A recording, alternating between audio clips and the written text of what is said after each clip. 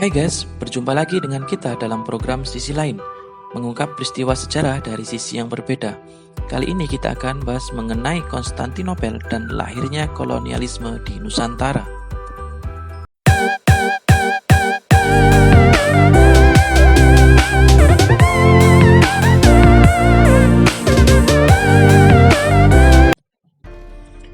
Konstantinopel merupakan kota yang sangat penting dan strategis pada masanya.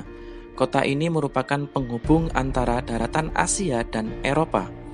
Bahkan terdapat ungkapan seandainya dunia ini adalah sebuah negara, maka yang paling pantas menjadi ibu kotanya adalah Konstantinopel.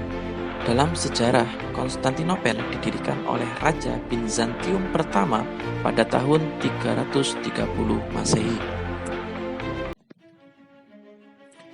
Sangat pentingnya Konstantinopel kala itu menjadikan kota ini pusat perhatian untuk diperebutkan, tidak terkecuali oleh umat Islam. Bahkan Rasulullah sendiri pernah memberi kabar gembira kepada para sahabatnya saat Perang Khandaq, bahwa Konstantinopel akan ditaklukkan oleh tentara Muslim. Rajanya adalah sebaik-baik raja dan tentaranya adalah sebaik-baik tentara.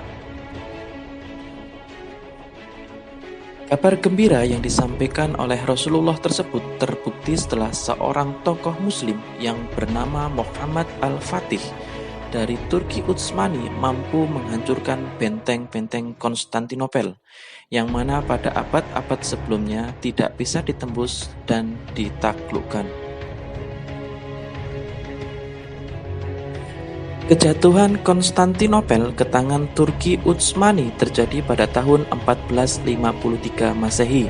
Kemenangan tentara Muslim Turki Utsmani tersebut menjadi kabar gembira bagi umat Islam di daratan Asia dan Afrika. Setelah Konstantinopel mampu ditaklukkan oleh umat Islam, kota tersebut dirubah namanya menjadi Islambul, yang berarti kota Islam. Namun seiring berjalannya waktu, kota tersebut kini lebih dikenal sebagai kota Istanbul.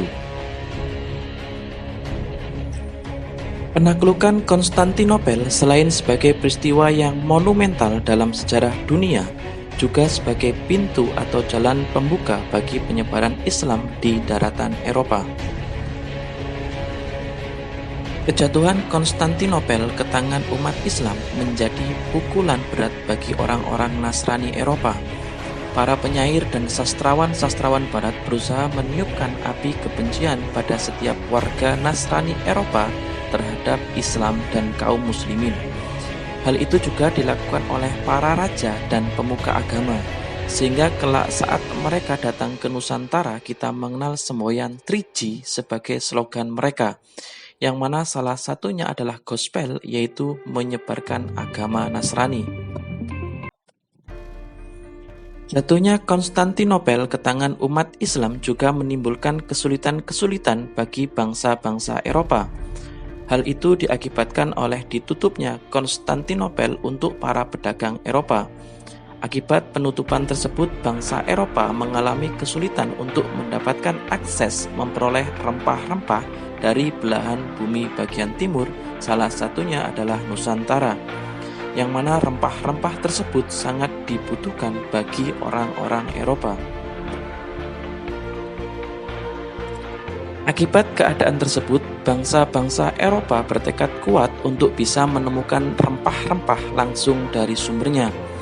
Pada periode inilah nanti dalam sejarah kita kenal sebagai periode penjelajahan bangsa Barat ke wilayah Nusantara. Lahirnya periode penjelajahan tersebut juga mengakibatkan terlahirnya penjajahan oleh bangsa Eropa terhadap bangsa di belahan bumi lainnya. Salah satunya adalah Nusantara. Meskipun pada awal kedatangan mereka hanya bertujuan untuk berdagang, namun di kemudian hari mereka melakukan monopoli perdagangan. Keadaan tersebut nantinya melahirkan kongsi-kongsi dagang, salah satunya yaitu VOC. Tidak cukup hanya dengan memonopoli perdagangan, bangsa Barat dalam periode berikutnya juga melakukan penguasaan wilayah atau kolonialisme dan imperialisme. Itulah tadi sisi lain dari Konstantinopel dan lahirnya kolonialisme di Nusantara. Terima kasih sudah menyaksikan, sampai jumpa di video sisi lain berikutnya.